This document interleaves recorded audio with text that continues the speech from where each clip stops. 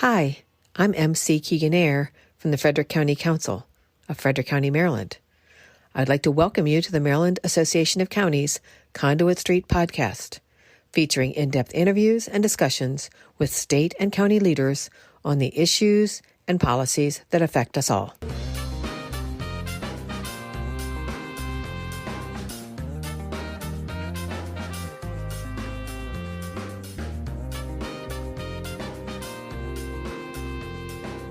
Hello, and welcome to the Conduit Street Podcast. This is Sarah Sample taking the microphone to kick things off this week.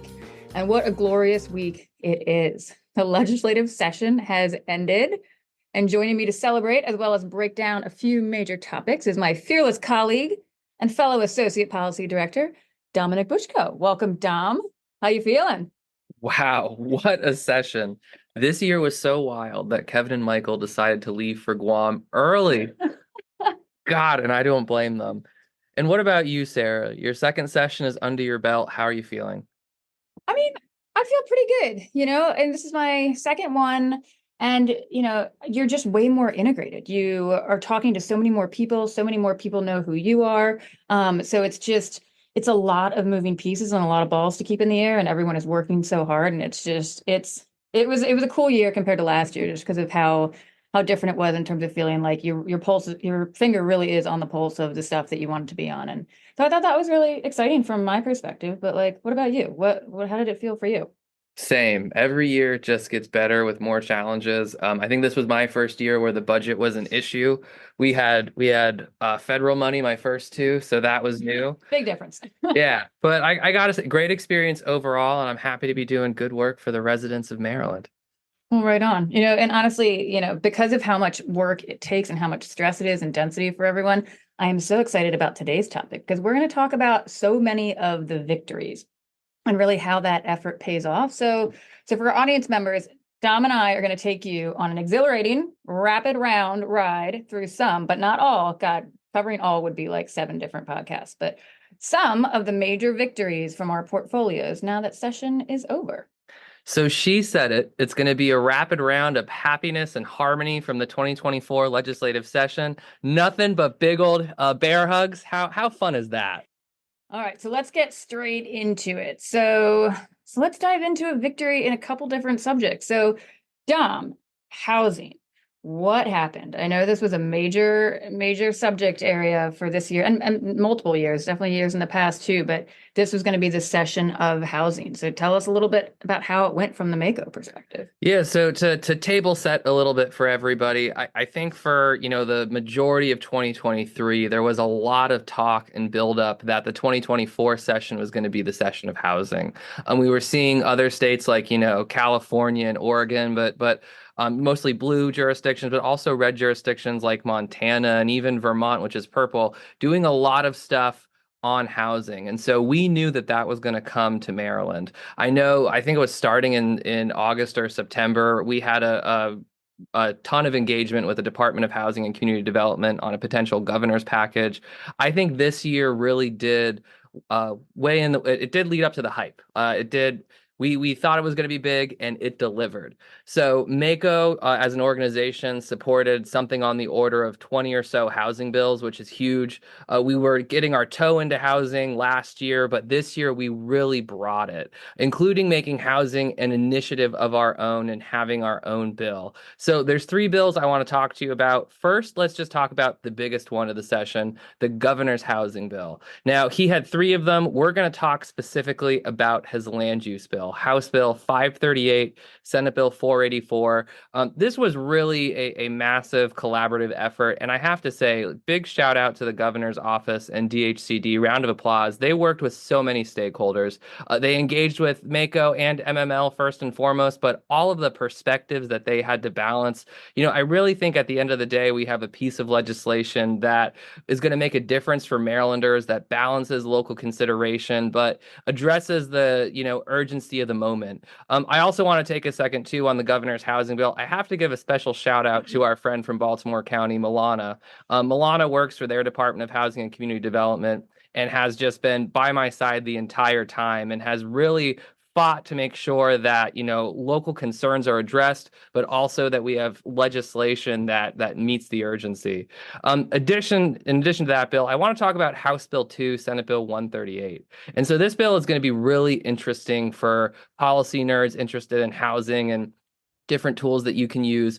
For the first time in Maryland, this authorizes local jurisdictions to have a vacancy tax, which we have not had previously. And so we've seen this tool used in places like Washington, D.C., for example, where if you have a unit that's artificially being taken off the market for whatever reason, you can now apply a tax onto them, additional to what they currently have to pay. The thinking behind this is that, that unit, by being off the market, is still having a cost on the surrounding community. If we're not going to have folks in there, we might have blight, we might have different things going on. And we have people who aren't being housed. And so this is a tool meant to encourage individuals who, again, artificially taking units off the market to put them back on the market. That I think is our biggest housing victory, in addition to all of the stuff in the governor's housing bill. What's that one with? Who were the sponsors on that one? That one was Delegate Boyce and Senator Hayes. Oh, awesome. Great. Yes. So we also had the MACo initiative bill that, unfortunately, while that bill at the end of the day did not pass, other vehicles did move forward that kind of did the same thing, especially House Bill 2. MACo, leading up to this legislative session, spent months working internally with our folks saying, what could be in a housing package? What could we do? Because, again, if this is going to be the session of housing, that's the biggest issue from our constituents. We are going to be there. Now, I want to give a big shout out to Delegate Vaughn Stewart and Senator Karen Lewis Young there. That was House Bill 826, Senate Bill 779. Unfortunately, while that bill didn't move forward, we did advance the conversation and we did get some pieces in other vehicles. So at the end of the day, I think that's a pretty big win. Yeah, I completely agree. Like, even though it didn't move forward, the advancing of the conversation is still incredibly valuable. And I experienced that on some other bills that I had that were some of our shadow initiatives that we were working on. And so, yeah, just because it doesn't pass doesn't mean that there wasn't a lot of good work that was done and just consciousness raising around certain things. For sure. So I can definitely hear that. So speaking of good work, Sarah, I saw you working hard on some government liability bills. What's going on there? Yeah, well, so this one's a little bit tricky. Government liability in and of itself, it exists across all categories. So how we have our different portfolios. There can, even though government liability courts is me, like we can have things in your portfolio or Kevin's portfolio or anyone else's who have those government liability pieces. So it can be a little tricky and be a little broad. But yeah, the one that I'm most excited about. So it sounds like a nesting doll. Just for our readers, it sounds like either Inception or a nesting doll of the policy world. Yeah, you take your pick. Yeah. But so the one that I will talk about today is specific to public safety. And so this was House Bill 895, Senate Bill 793. And essentially, this one was about sheriffs and sheriff's deputies and how they perform local and state functions and how that liability is covered. So just as an example, when you've got a sheriff or a deputy doing state level functions, it's typically going to be sort of court security, transferring or transporting incarcerated individuals. It could be service of process. It's a number of different things. But for locals, it's typically going to be law enforcement stuff or local detention center kinds of functionality. And so we have to cover our liability accordingly. But this is ultimately a state level employee because it's in the Maryland state constitution. But when something happens and someone intends to bring charges, the law is not very clear right now about who you need to name as the defendant and for what types of actions. And so this leads to confusion, sometimes the wrong entity being held responsible for certain claims. And ultimately that's not good. Between the state and the locals, we need to be covering, the things we're responsible for, no more, no less. And now I'll complicate it once more if that didn't already sound complicated. How did that feel for you, Dom? Layers. There's a lot of layers. It's like an onion or an ogre. There's layers to this. So just to go a little bit deeper, it's not really an issue for self-insured or privately insured counties, but the 18 counties that insure against these cases with the local government insurance trust, it is a problem because without this law being passed that we've been working on, legit can't cover all the cases where the state is the only named defendant, even though the actions that led to that particular claim were entirely a local function. This is because legit is enabled by state statute and needs to be granted the authority to do this. And so the bill enables legit to cover all the necessary cases for the 18 counties who insure with them for these, particularly when the state is the only named defendant.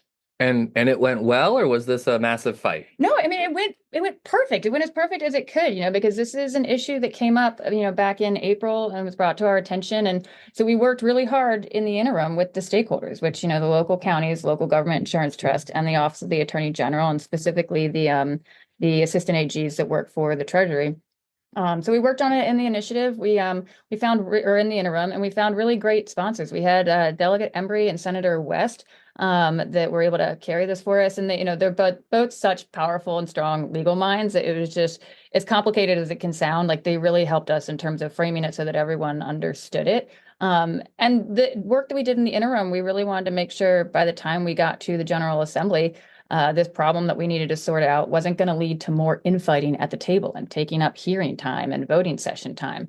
And so I think it was a good example of how this doesn't need to be as hard as some people make it. If we really just collaborate and work together, go through a handful of drafts and then bring it to the table and let everyone know that we're in agreement. I think this is a perfect example of something like that. So no massive infighting. We really came together, and we're really happy about it. And I had a chance on Sine Die to see the Attorney General and share with him all the great work that his team did. Tiffany Clark, Kate Allen, Hannibal Kemmer.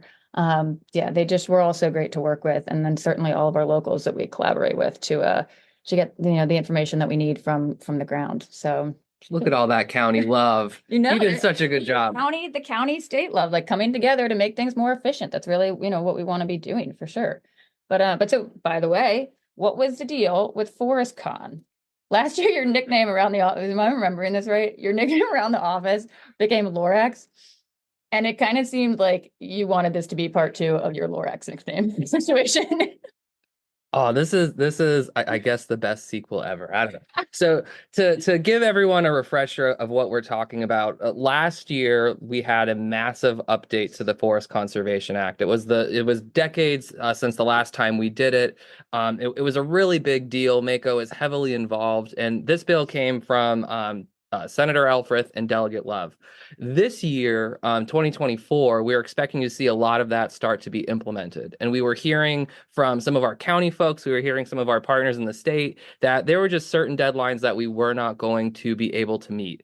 And an important thing about a big thing like forest conservation, not only do we need to have the policy, but we have to execute the policy right, especially in an environment where housing is so important and development is so important. And so House Bill 1511, coming from Delegate Love, this just extends some of those deadlines and gives not only the counties, but the state. Because there was a big bill on this last year too. Yeah, right. Huge bill. So, but this gives us just a little bit more runway so that, we are implementing all of this correctly. And I have to say, last year, but especially this year, was a real collaborative effort. I want to give a shout out to DNR, to Dylan at DNR in particular, but as well as some folks in the solar industry, as well as MBIA and NAOP and MACo. I mean, everybody came together this year and recognized that implementation is super important. We have found a solution, and I'm really happy with the work product. By the way, this bill passed at 11:55 on Sine Die. So talk about like down to the wire. I didn't have any of those that came really, really down to the wire, but oh goodness. Yeah, so the sequel was dramatic. Yeah, I hope there's not a part 3, knock on wood. But yeah. So anyway, Sarah, though, I want to hear more about public safety because you were running around a lot with it this year. Oh, man. I mean, well, and this is it's such an important topic, and it is something that everyone should care about. And I think the collaborations that happened this year really helped elevate the conversation around the challenges that public safety is experiencing. And so in terms of the bill, I want to highlight from this perspective, it's the Governor's GAPS Act. And so this was House Bill 597, House Bill 597, I believe it was Senate Bill 470. And what I really appreciated is that it was looking at the challenges in terms of workforce, recruitment, retention that we are experiencing across the board in public safety, and not just what you'll typically see, which is a lot of times focused on the police forces. And because this one, this is a bill that was trying to incorporate firefighters, emergency services, corrections, and the police forces, so that we were tackling it from a broader perspective. And so what they had done was they had initiated this bill, what it was trying to do is extend accessibility to apprenticeship funding that is currently offered as a police cadet program to those other entities that I just mentioned. So we have an existing apprenticeship program that gets a certain amount of funding. And so now firefighters, EMS, and corrections employees are eligible to receive this funding. So if we've got a local jurisdiction that has an apprentice that qualifies under the requirements, then they can get funding for those roles as well. And so it's not just focusing on police. And then our major things were that we thought that this holistic approach was really important in terms of trying to tackle the problem in a bigger way. But we just wanted to make sure that when it comes to corrections specifically, because, local jurisdictions, we operate our local detention centers. And because those employees aren't often as visible as the police officers that you're seeing in the community, the struggles that they're experiencing, which are very similar to police officers in terms of recruitment and retention, they're just not as visible, but they're certainly there, especially when it comes to some of the mental health and wellness challenges, when they're experiencing a lot of stress and they're being exposed to first and second and third hand trauma. And so getting back to what our fixes, maybe you would say, were really just to broaden the rest of the bill. So you had that apprenticeship program that let everyone be a part of it, but then there was a work group to study mental health and wellness policies and standards and make some recommendations. And then there was also a work group that was a part of the bill that would look to bolster engagement so that recruitment could be more robust, so that we can get more excited people into this career path. And so initially those last two pieces, those were meant to be just for law enforcement. And so we had requested that they broaden it to also include corrections. And they were great collaborators on it, and they took those amendments, and we're really happy that they did. Well, when you bring it all together under the one umbrella, it probably demands more collaboration. How would you say that piece of it went?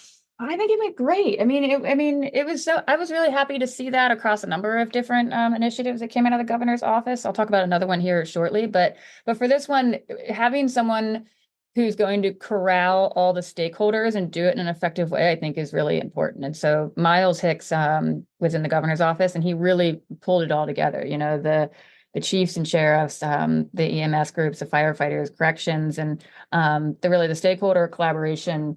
It's so important, and I think it helped elevate the conversation. And while these challenges are not a new problem, having the governor's office get involved in it and then have all those stakeholders coming together to support it, I think really hopefully means that we're going to be able to move the needle a little bit more in terms of making sure that we have a robust public safety workforce that's ready to be there when you need them. I think that's one of the most important things here. So I think that was just another major victory, not just for constituents and residents, but for just government, local and state government collaboration. I thought that was really awesome to see. But so Dom, speaking of the sort of EMS and first responders, you tell me, you have firefighters and batteries bill. Like how did that end up? These are two issues that there's a lot of overlap there, because the firefighters are oftentimes dealing with some of these battery issues in cars. I know batteries was almost an initiative of ours. So what's the story on those two elements and how they're layered together? How did that finally end up? Yeah, so great question. And again, two separate bills here. So firefighters and batteries. Let's tackle firefighters first. So for 2 years now, 2023 and now 2024, MACo's legislative committee has made firefighter recruitment and retention a major initiative of ours. And so last year, we had a bill to create a commission that would bring together all the stakeholders in firefighting and EMS, say what's going on with recruitment and retention, what can we do? That commission met over the interim in 2023, developed a report. That report came out in December. I remember you doing a lot of work on that one. Yeah, a lot of stakeholder engagement. That's the gig. Bring them all together. Yeah, MACo, baby, bringing everyone together. Big old bear hugs. So we brought everyone together. The commission came out with a series of recommendations, and then we put together a bill to try and advance some of those. Now, that bill was House Bill 899, Senate Bill 691. Senator Augustine was our Senate sponsor, who was phenomenal to work with. Thank you, Senator, for everything. And Delegate Dana Jones was the House sponsor, and I could not say better things about Delegate Dana Jones. She has been fantastic. And they really care about this issue, because it's as basic as, listen, in a few few years, when you call 911 and you expect someone to show up, It's real. fast, we might not be there. And so while today we're fine, we really need to be prepared for tomorrow, and tomorrow might be sooner than you think. And so what did our bill do? Primarily, we focused on educational incentives. And so currently there is a Charles Riley scholarship that career and volunteer firefighters can use to help advance their education. We were able to get some funds into that, as well as expand the scope a little bit.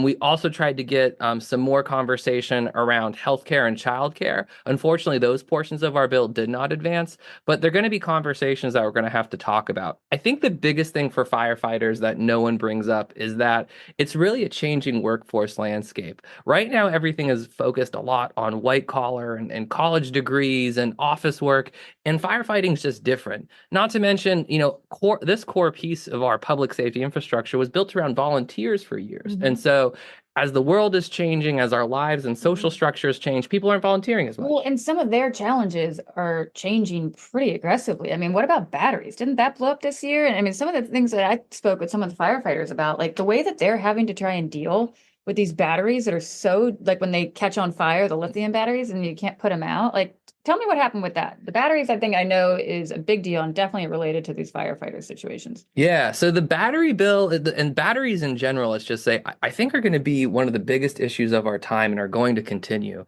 So first, why do we care? So the state of Maryland has these renewable energy goals. We want to be at 100% renewables by a certain time. Solar is going to be a part of that. Other renewable resources are going to be a part of that.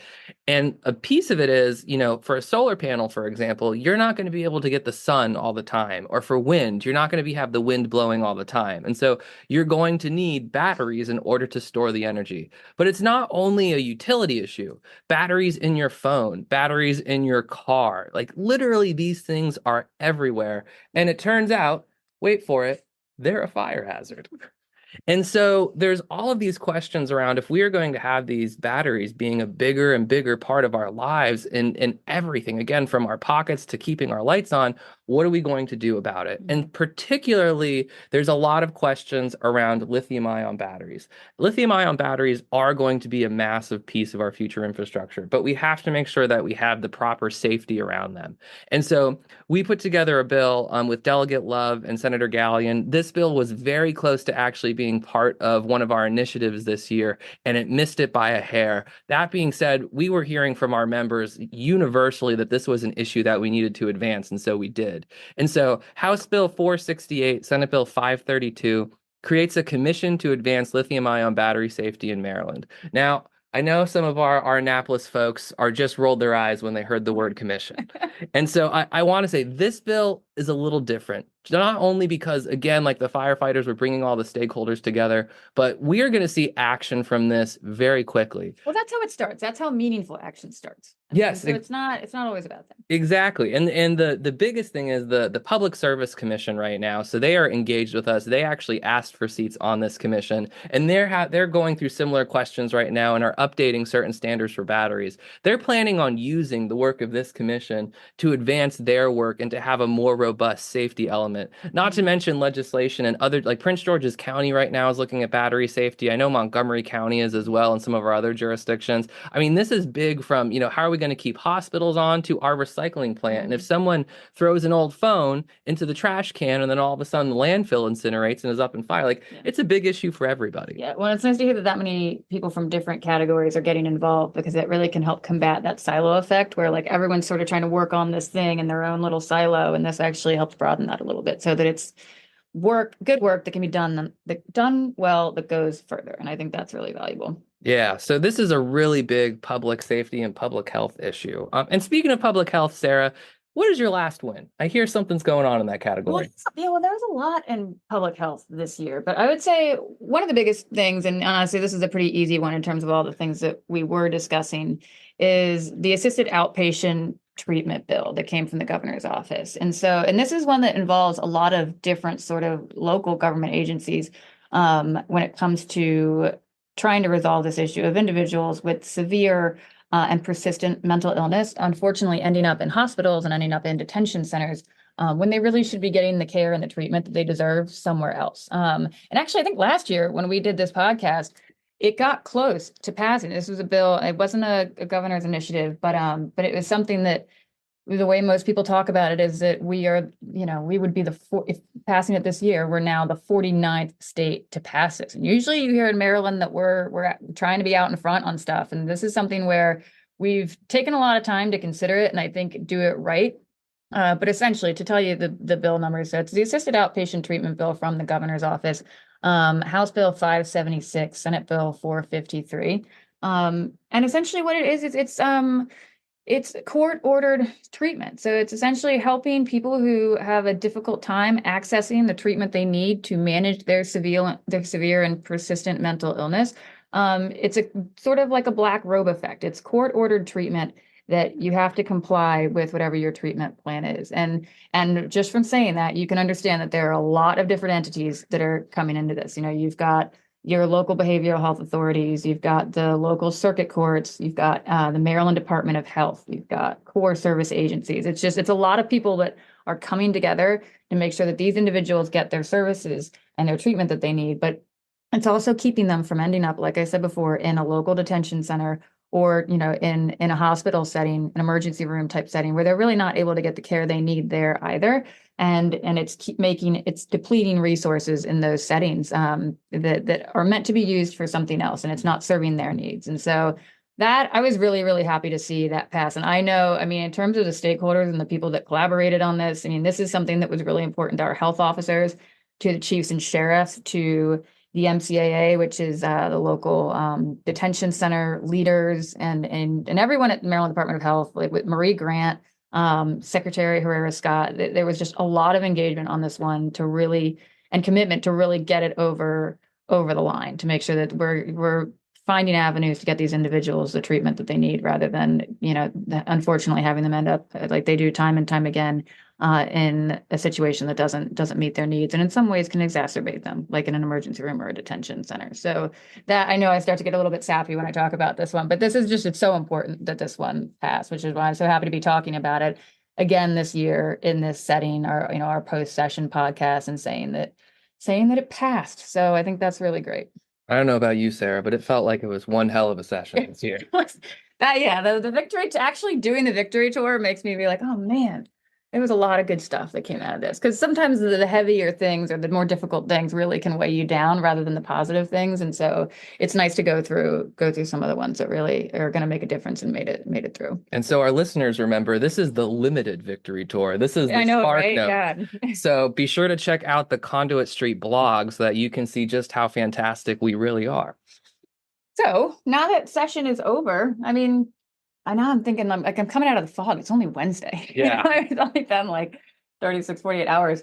But what are your post-session plans? How do you decompress from all the intensity that happens in this chaotic 90-day span? Well, can I say I am both excited and sad that I now have to go to the gym regularly again. Me too. Session was my excuse. I'm kind of bummed. Yeah. And you have to watch what you eat now. You can't just stuff fries in your face from dry. Yeah. Well, I didn't eat today. And so, now I just have to eat this plate of fries. It's like, no, there's plenty of time to eat your square meals that are healthier for you. Yeah. Yeah, so doing that, I have some travel planned. I'll be doing an antique thing in Virginia. You love your antiques. I do love my antiques. Anyone who wants to come and visit Dom's office, antiques abound. It's little museum here on Conduit Street. And I have to say, Beyonce has also inspired me. I'm going to Texas, so cannot wait to get some barbecue. Texas is wonderful. Yes. What about you? What's going on with you? Honestly, I just want a staycation. There's so many cool things in and around Maryland, and I think we're just planning to stay home and enjoy our home and enjoy our community and slow down, because sometimes the traveling makes you feel like it's just speeding everything up. And I think, this is a year of the staycation in my household for sure. So just a lot of enjoying the water in Annapolis and enjoying friends in town.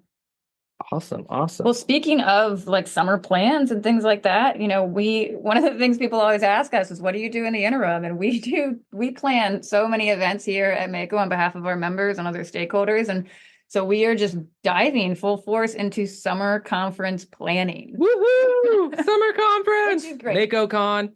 Yeah, but so just to give you, so we're going to start handling that on our end, getting some stuff squared away with the wonderful member services team that we have here. We are just a tiny component of how this all comes together. We've got a great number of individuals here that really do the bulk of the work when it comes to producing, in particular, the summer conference that's going to be coming up soon. So let me just share some details with you. So we have on August 14 to 17 this year at the Roland Powell Convention Center in Ocean City, Maryland, will be the MACo Summer Conference. And we currently do have a call for proposals out. So you can submit a proposal. The deadline right now, I believe, is April 15th, but all that information should be on the website in case I'm missing something. And then registration will be opening very soon. So watch the newsletter, watch this space and the blog for all the latest deets. All right. Well, I hope you enjoyed this walk down, or this, what is it called, a victory lap or Victory victory tour. The victory tour. Victory Tour 2024. The fractional victory tour. Yeah, there's going to be more. But so, okay, let's wrap this up with this walk down Conduit Street. As always, if you enjoy the podcast, please subscribe. That way, all of these episodes will be delivered directly to the device of your choice. And feel free to send us that 5-star review. You can also follow along on social media, Facebook, Twitter, and of course, well, no, not Twitter now, it's X. And then, of course, the Conduit Street blog, where you get all the information on local governments that you love. So for Sarah Sample and Dom the Bomb Butchko, signing off, we will talk to you soon.